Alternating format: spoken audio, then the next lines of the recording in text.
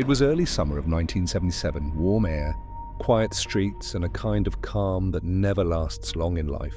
The bungalow stood at the end of a narrow suburban lane, a little worn out from the outside, its paint slightly faded, the window frame still holding the wrinkles of time.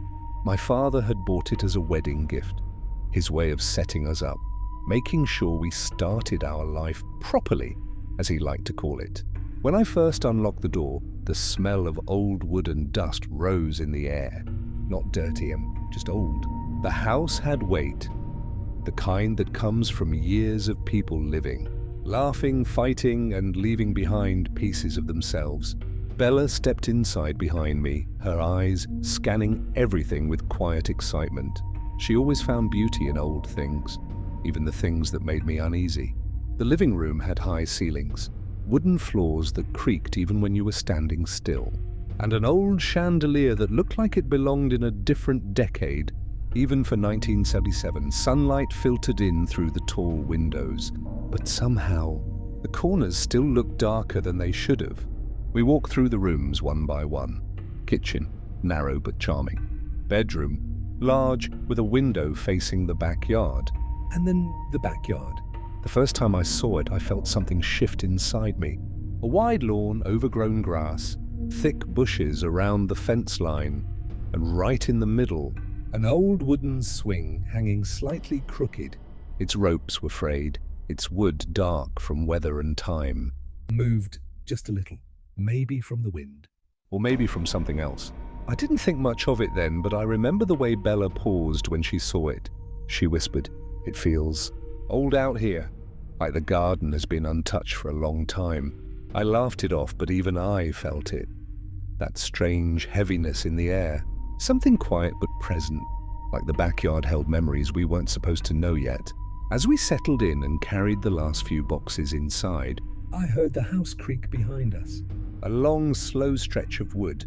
Old houses do that. That's what I told myself. But when night came, and Bella stood by the bedroom window looking out at the swing, there was something in her expression. Not fear exactly, just a kind of alertness. Like she sensed something I couldn't. I didn't know it then, but the house had already noticed us. Not both of us, just Bella. The swing creaked again in the darkness. Maybe the wind, maybe not. And that was just the first night. For the first few days, everything felt normal, at least to me. Bella, though, she was drawn to the garden like something was calling her. Every morning before breakfast, she'd step outside with her small toolkit, brushing her hair back as the morning breeze moved through the tall grass. She said she wanted to fix the place up, but I could tell it was more than that. It was like the garden held her attention in a way the rest of the house didn't. I'd watch her from the kitchen window while I made coffee. The backyard was quiet in a strange way, not peaceful, just muted. No birds, no insects buzzing, just stillness. Like the whole area was holding its breath. One morning, I walked out to check on her. She was kneeling near the bushes by the fence, touching the soil with her fingers, almost like she was listening to it. I laughed softly. "Already planning where the flowers go?" I asked. She didn't look up at first. When she finally did, she gave a half smile, the kind she used when something was bothering her, but she didn't want to say it aloud. "Matthew, does the backyard feel strange to you?" she asked. I shrugged. "It's just old. Needs some work." She didn't look convinced. She stood up, brushed the dirt off her hands, and pointed toward the old wooden swing. That evening, just before sunset, Bella stood again near the garden edge. Her eyes kept drifting toward the far left corner, a dark patch where the bushes were thicker and the soil looked disturbed, like it had been dug up long ago and left unfinished. "Matthew," she whispered, "doesn't it feel like something's missing here?" I didn't know how to answer that. I didn't feel the same things she did, but I couldn't deny the tension building around that backyard. Something was definitely off. I put an arm around her shoulders and guided her back inside. "Let it go for now," I told her. "We're both tired. New houses feel weird the first few days." But that night, when I locked the back door and switched off the lights, I swear I heard it again. Creak. A gentle, slow sway of the swing, moving in a wind that didn't exist. Bella heard it too. I could tell by the way she sat up straight in bed and didn't lie back down for a long time.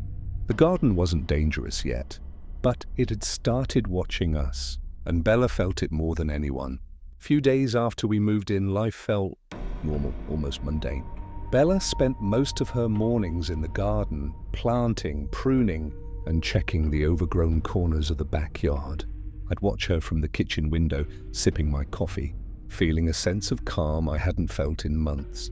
But then, something changed. One evening, Bella came rushing inside, her face pale. "Matthew, I saw something," she said, her voice shaking. I looked up from my newspaper, confused. "Saw something? Like in the garden?" She nodded. "A boy, a small boy, maybe 10 or 11, standing near the swing." I tried to laugh it off. "Bella, there's no one out there." "Maybe it's a neighbor's kid?" She shook her head. "No, He stopped playing when he saw me, and then he walked slowly to the swing and just sat there, watching." I frowned. "You're sure?" "Yes." The next night, she insisted I come outside and see for myself. I did, and nothing. The backyard was quiet.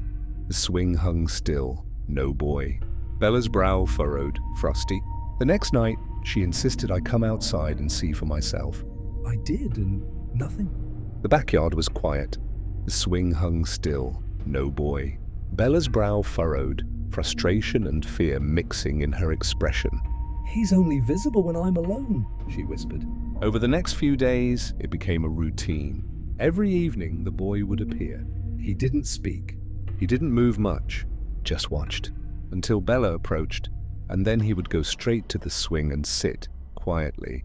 One afternoon, I finally said, "Bella, you're imagining things.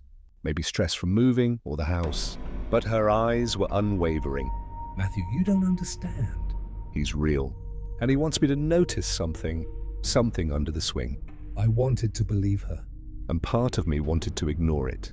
'Cause deep down, I didn't want to know what secrets this house might be hiding. That night, I left town for work. Bella stayed alone, and for the first time, the boy called her name. From the window, knocking gently but deliberately, she ran after him. And when she reached the swing, he was gone. All that remained was an eerie silence.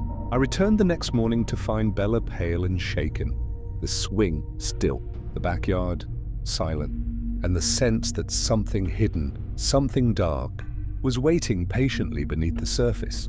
I had to leave town that night for work. Bella stayed behind, and I remember feeling a slight pang of unease as I locked the door behind me.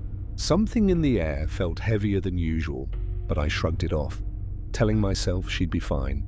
When I returned the next morning, Bella was standing by the bedroom window, pale, her hands gripping the sill. "What happened?" I asked, immediately noticing the tension in her posture. "The boy," she whispered. "He called me." From the window, I followed him into the backyard, and then he was gone. I frowned, trying to process it. "Vanished?" She nodded, voice trembling. "But he led me to the swing. And then I noticed something." I followed her outside. The backyard was quiet, too quiet. The swing hung perfectly still, shadows stretching across the lawn. And beneath it, faint marks in the soil, letters scratched into the earth. "Dig here." I froze. Bella didn't. Her eyes were wide with a mixture of fear and determination. "Matthew, we have to dig." I called a local worker, a man used to old houses and gardens, and together we began to dig beneath the swing. The soil was dry, stubborn, but finally the shovel struck something hard. We unearthed a small, plastic-wrapped bundle.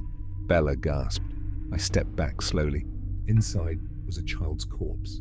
Old, decayed, wrapped as if someone had tried to preserve it. But time had not been kind. I swallowed hard. My mind raced. Not the previous owner's child. Not any of the neighbors. No missing child report. No record anywhere. Bella turned to me, eyes brimming with tears. "I think he wanted me to find him," she whispered. And in that moment I understood. The boy we had seen, the one who appeared only to Bella, he wasn't alive. But he was still here, lingering, waiting to be found. The mystery remained unsolved. Who was he? Who had buried him here? Why had he appeared to Bella, and only Bella, I never saw the boy again. And in the years that followed, the swing remained still, the backyard quiet. But I could never shake the feeling that the house had watched us, and that it still held its secrets.